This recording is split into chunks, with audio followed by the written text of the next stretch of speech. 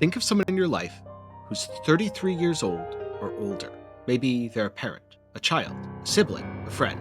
Maybe it's you. Now imagine them disappearing, turning into the petals of a gamage.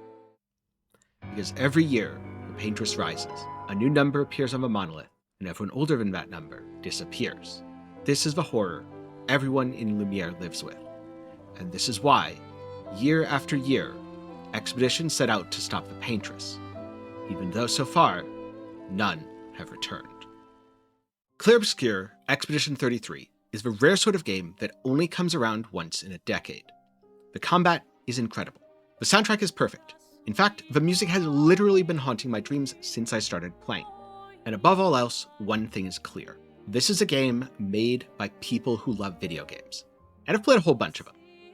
Now, combat is a mix of turn-based and real-time, presenting you with a lot of opportunities to do more damage or avoid enemy attacks by playing well. Then the Picto and Lumina system gives you an opportunity to do more damage and potentially wipe out entire groups of enemies before they get a turn by building your characters well. And each character has their own unique mechanics. Lune, for example, generates elemental stains and uses them to empower her other skills.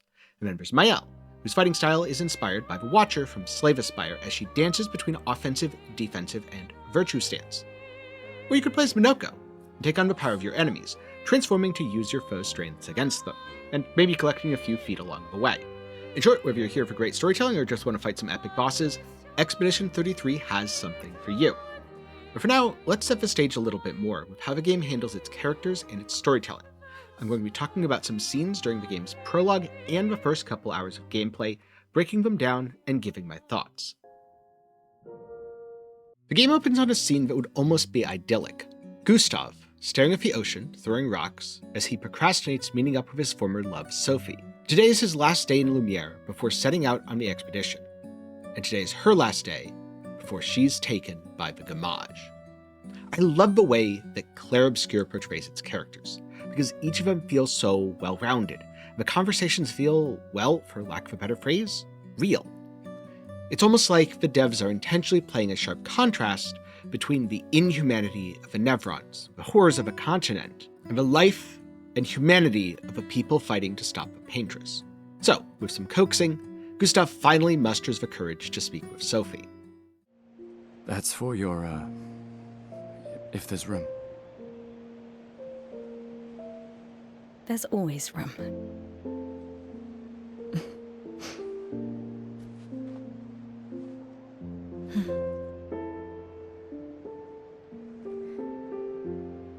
You know, I'm sorry that... I You miss don't you need to... Okay. You go. You... You know how I feel. I wish things had been... You know, I often think... Another path, you know, another future. Still can't finish your sentences, can you? Yep, that hasn't changed.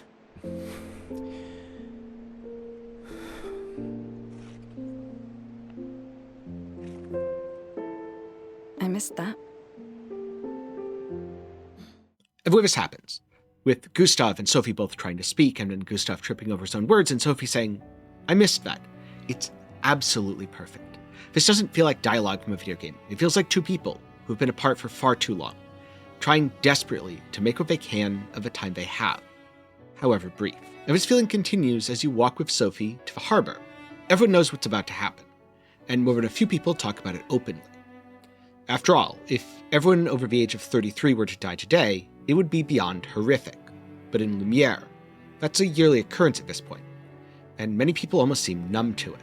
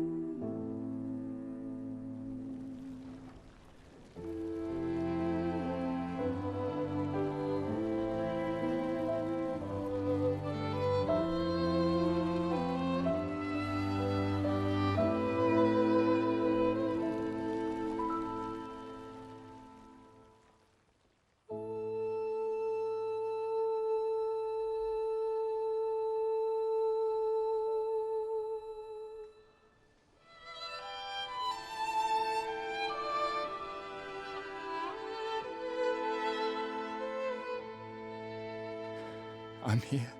I know.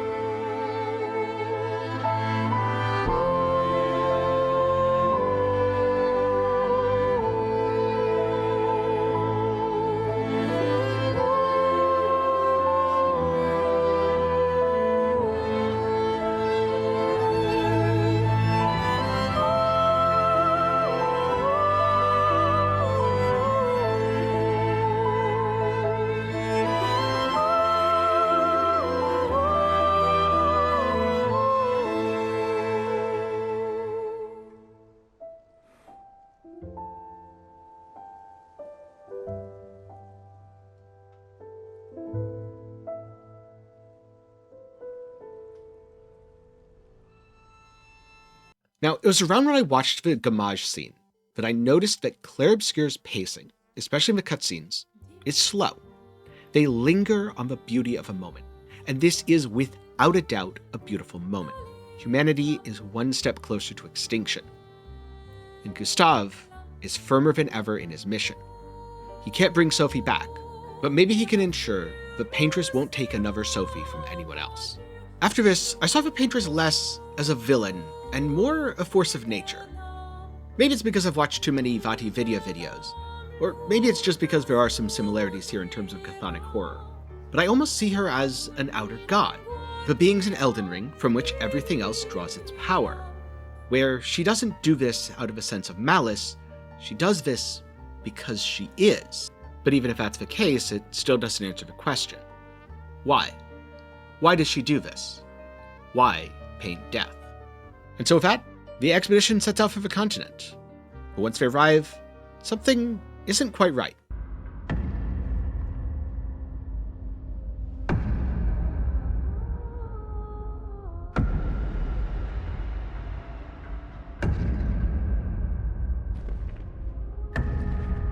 Get ready.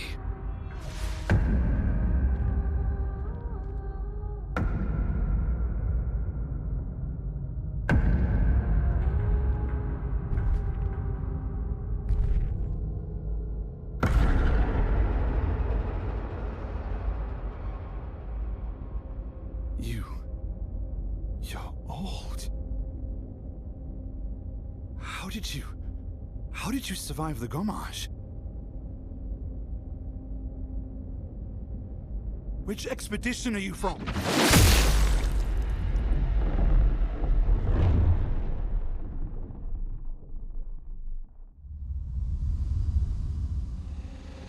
Fall back!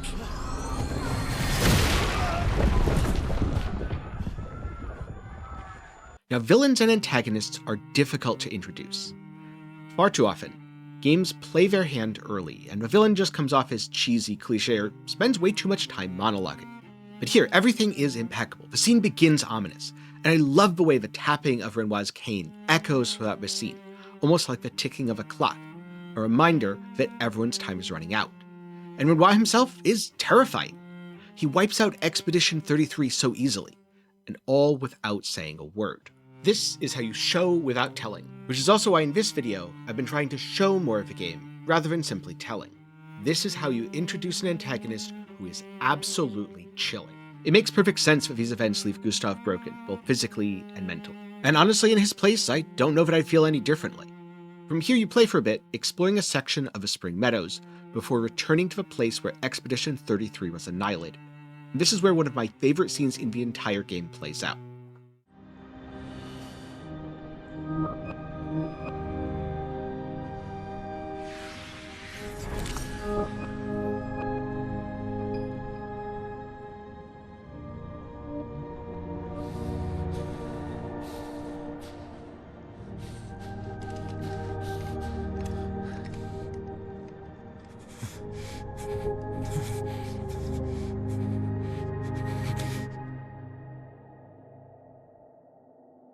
You do that, we both die.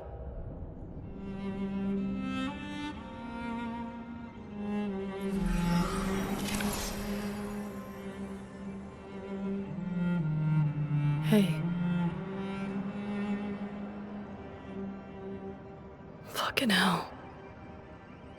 A consistent theme throughout the game is finding hope on the edge of despair, and the game absolutely does not shy away from darker topics, especially around death.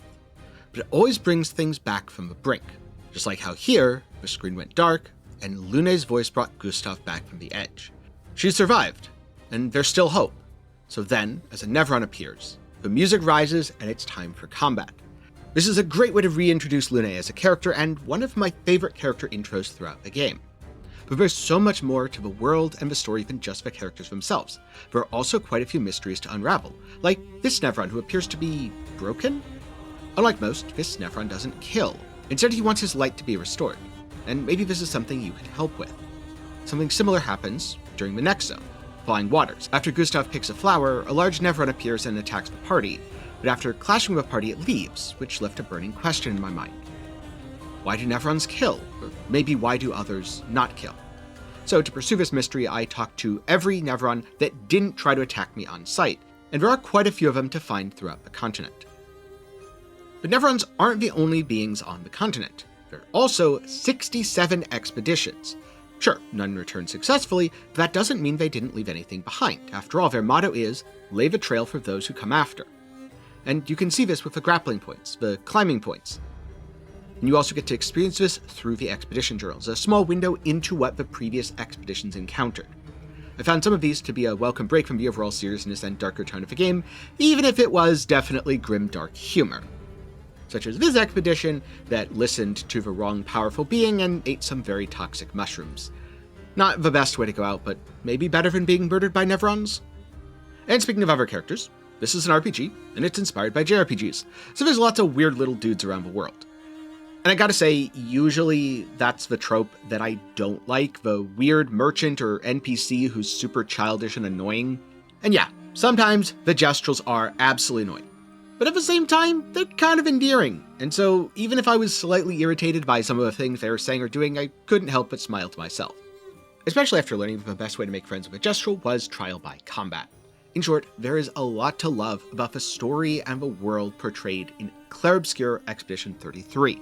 But there's also a lot of things that I think you should discover for yourself by playing the game. So that's all I'm going to say on the story in this video. But if you want to know more, including an analysis of the game's endings, then get subscribed, because after I finish playing through on New Game Plus, I kind of want to do that and talk about things in detail. Just be warned, that video is definitely going to have heavy spoilers.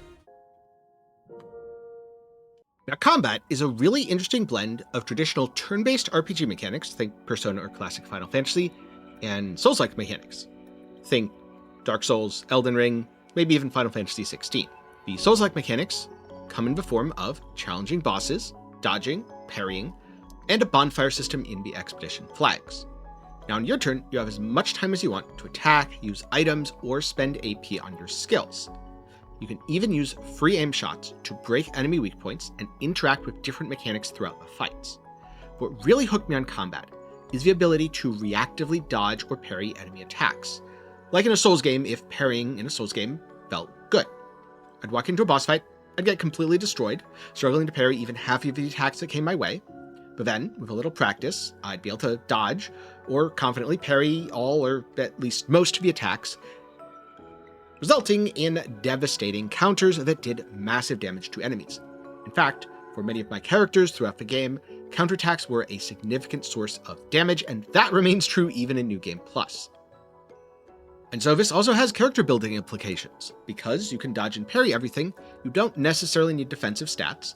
In fact, early game I mixed might and luck, and then later on I started to build everything based on weapon scaling. So I'd use a weapon, and then if it had, let's say, A rank primary scaling in agility, and then B rank in defense, I would build into agility and defense, the stats that scale my weapon directly. Interestingly enough though, for most of the game, you're capped at 9,999 damage, a nice little homage to the classic RPGs.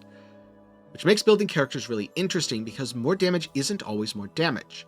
And also, multi-hit skills allow you to bypass this cap, because you could use a skill that hits an enemy for 10,000 damage once, or you could hit an enemy, say, 12 times for 5,000 damage, which I'm pretty sure 5 times 12 is bigger than 10, but mathematicians, please let me know the answer down in the comments, because I asked ChatGPT like 8 times, and it keeps telling me that the sky is red. And so as a result, I spent a lot of time experimenting with different weapons, trying new skills, adjusting my pictos, and using the Lumina, basically additional picto effects that you can apply multiple times to maximize my damage through multi-hit attacks. Beyond all this, each character also has their own unique mechanics, so let's go over those a little bit now. Gustav, for example, builds up charge by dealing damage, and then unleashes a gigantic burst with his overcharge skill. The overcharge skill can break, and it is very likely to break enemies, even if you only use it at like half of their bar, because many of the enemies in the early game are weak to lightning. Who would have thought that underwater monsters might be weak to electricity? Unfortunately, in comparison to the other characters, his builds are far more limited as he has less skills and less special abilities through weapons. Next up you have Lune. You could think of her as a mage, or maybe the Avatar. She generates elemental stains and uses them to empower her other spells. And she is a master of the elements, so she can easily inflict a wide variety of statuses on enemies. I particularly like Slow, which reduces enemy speed so that I get more turns, and Burn, which is a powerful enabler for a lot of different pictos and also deals damage over time. At the start of every turn, Burn ticks and the enemy takes damage. In general, my advice for building Lune in the early game is to find 2 synergistic elements. For me personally, that was Lightning and Earth. A lot of lightning skills hit multiple times and they do good damage, and a lot of earth skills are empowered by lightning stains. So if you cast lightning into earth, there's some pretty good synergies there. But also you could do fire into lightning or ice into fire. Now Mael, if you've played Slave Aspire, is the Watcher. She swaps between offensive stance, where she takes and deals more damage, defensive stance, where she takes less damage and has more resource gen, or virtue stance, where she deals significantly more damage. Personally, I often found myself dancing between defensive stance for the AP generation and damage reduction, ideally sitting in defensive stance during an enemy's turn, and virtue stance for the massive damage to bonus during mine. I also think Mael is just straight up the strongest character in the early game because she has some amazingly powerful abilities, including really good multi-hit attacks that often leave you damage capped with every single hit. Keep in mind, part of this is because she has both offensive and virtue stance, but if you're using skills in offensive stance, well, don't get hit because you take 50% more damage, and that's pretty rough. Then there's Ciel, who places Fertel on enemies and then consumes it with her other skills to deal increased damage. She also builds both Sun and Moon charges, and if you have both, she enters Twilight State, where she has an absolutely massive damage bonus. At first, I found Ciel a little bit difficult to use, and so I wasn't using her as part of my main party too frequently. Here's the thing though, if your main party is wiped, you can then send in any remaining expedition members as part of a last stand. And pretty early on in the game, I found a series of pictos that gave a character a lot of bonuses like 100% crit chance, 50% more damage, absolutely crazy stuff, if they are the only person in the party or the only person active on the field. So then I built Ciel as a solo character, and that was a ton of fun. I even soloed some bosses just with Ciel by herself. If you want to know where to get those pictos, by the way, I have a guide. I'll link it up in the card and down below. And then, as the game progresses, you get a couple more characters, like Verso, who is straight out of Devil May Cry. Attack enemies to build up your perfection and gain rank. Higher rank means more damage, so you want to get to S rank. But if you get hit because you're bad at the game, which happened to me way too much, you lose rank, so just don't get hit for it. Yeah, Verso was very fun. He also has a lot of great multi-hit attacks, and there's some really cool weapons, like the Dualizo sword, which allows him to play again, effectively taking 2 turns for each turn the enemy gets. Or sometimes taking 2 turns for each 2 turns the enemy gets, because if you're playing on hard, the enemies have a lot of speed and often go twice when your character normally only goes once. This isn't without downsides though, as Dualizo has much lower base damage than a lot of his other weapons, but personally, I more than made up for it by doing things like applying Defenseless with auto attack, and using higher AP cost skills that cost things like 7, 8, or 9, which I normally wouldn't be able to use every round. And then last up, there is Minoko, the game's blue mage, who is surprisingly wholesome for a guy that collects Nevron feet, and then transforms into Nevrons to use an incredibly wide range of skills. Minoko can kinda do anything, so use him to fill gaps in your team comps. Also, as a bit of an aside, Minoko's character intro is absolutely impeccable. I love it. Here's a short clip From the start, I fell in love with Minoko. The voice acting is on point. The sense of personality, the music, it's oozing style. 10 out of 10, this is how you do a character intro. I'm waiting. Here we go. Here's your card.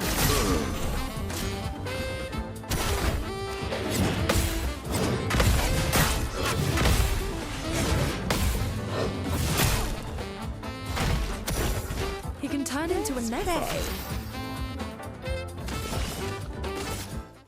With all that said, I might make a video in the future on how I built my characters, going over things in more detail.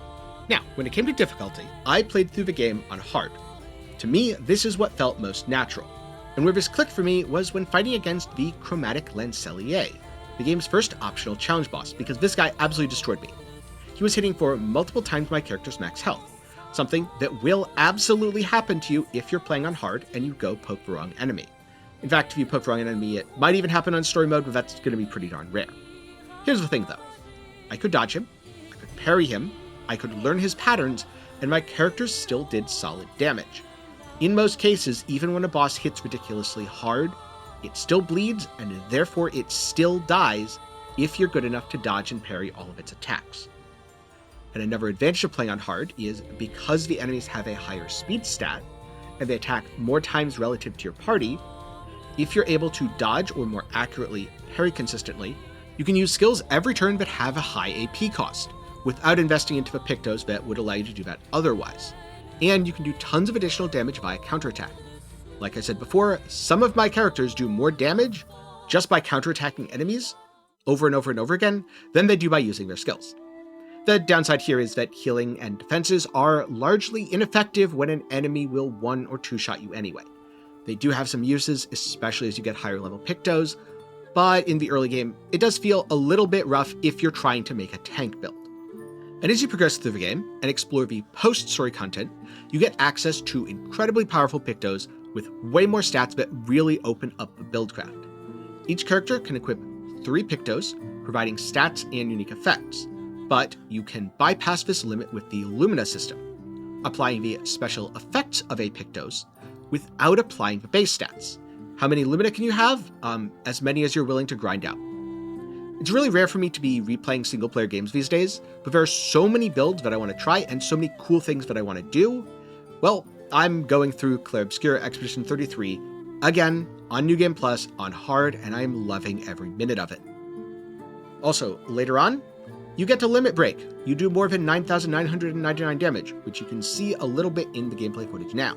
And when this happens, you have to reassess all of your builds. Probably, if you're like me, respec all of your characters as well. Because all of a sudden, that one hard-hitting attack could actually be way better than a flurry of 8 blows. This change is a large part of why I went into the New Game Plus, and also why I did so much of the post-game content. Well, also because some of the post-game content tied up character storylines, and I really wanted to know what happened with them. But the combat has been an absolute joy. This is just a little bit of Yvette, the game's first story boss on New Game Plus. And you know what? Even with all the damage I'm doing, that fight is no joke, and it is as enjoyable the second time as it was the first. And so, what's the verdict on Clair Obscur Expedition 33? Well, it should be pretty obvious at this point, by the amount of praise that I've heaped on the game, that Expedition 33 is about as close to perfect as you can get in a game. Really, the only complaint that comes to mind here is, once you finish the game, roll credits. Some of the post-game content, it's a little hard to tell the difficulty, so you'll spend quite a bit of time walking into an area, getting absolutely smashed, going, alright, I'll come back to you later, walking into another area, getting smashed, then finally finding something that's a little bit more level appropriate. But again, in the grand scheme of things, that is an extremely minor complaint that does not take away from or mar what is otherwise a masterpiece. To a point where, even though I normally do not score my reviews on this channel, I'm going to make an exception and give Expedition 33 a 10 out of 10. Because I love the levels of nuance portrayed throughout the story, and the fact that the antagonists are far from unambiguously evil. In fact, each of them is doing what they believe to be right, or at least what they think needs to be done. Also, the members of Expedition 33 are far from perfect. They have their own motives, their own flaws, and this drives a lot of conflict between the party members throughout the story. Conflict but is handled and resolved wonderfully. And there's some pretty heavy stuff that gets discussed as you get to know the characters better. Also, the more that I learned about the world and the paintress, the more interested I became in learning more. And I definitely got some From Software vibes, both from how subtle the foreshadowing was, and also how much like an onion, the game's story unfolds in layers. And then there's the combat, which is the main reason why I'm playing through again on New Game Plus. I want to try new builds, obtain more powerful Pictos, and maybe even get enough respecs to experiment. Playing around the damage cap of 9,999 is definitely a fun puzzle in the early game, but I'm glad that later you get the freedom to either hit hard or hit fast. Plus, it is super satisfying when a big hit or combo goes off and I see a boss's health bar get absolutely deleted. So, if you like Souls games, RPGs, or you just want a good story, I can absolutely recommend Clair Obscur Expedition 33. The voice acting is top-notch. Huge props to everyone. The music is absolutely superb, and if you're wondering why I chose the theme that you're hearing right now, because it's one of my favorites and it's awesome. This is an absolutely spectacular debut title from Sandfall Interactive. And you know what? I think Clair Obscur is going to live alongside Witcher 3 as one of the RPGs of all time. Because when you've played as many games as I have, it's really hard to find something that feels unique. And Clair Obscur is absolutely in a league of its own. Now, for full transparency, I did get a review key for the game, but this review is coming out late because I really wanted to take my time and go through more content to give the game the time it deserves. Because there's one thing I know for sure, I'm going to be thinking about the story and world of Clair Obscur for years to come. And so that's it for my thoughts on Expedition 33, at least for now. I do have a lot more thoughts on the story, the way the game structures its narrative, and the characters, but a lot of those would get into spoiler territory, so I'm going to discuss them in a separate video. If you're interested, please do get subscribed. Though it might take a bit because I want to play through the game again on New Game Plus before making it, because as I'm playing through so far, I have noticed so many things, little touches and nuances and foreshadowing in the game story that are just awesome, and I'm definitely going to be putting some of them into a video. In general, I'm just really excited to be able to talk about Expedition 33. When I saw the trailer, it looked really cool, and I played a preview build, I was like, this is awesome, I hope the rest of the game delivers. It absolutely did, and now I'm so happy to see that it's getting this huge positive reception. The devs at Sandfall did an excellent job. I am super excited to see what they do next, and yeah, I don't have too much else to say. The game's awesome, and you should go play it. But that's going to be it for me today. So, thank you very much for watching to the end. I hope you enjoyed. Let me know your thoughts on the more immersive approach. I tried to do a lot of showing the game rather than simply telling you about it. Not sure how successful I was throughout the video, but anyway, I'm going to stop rambling. I'll see you in the next one.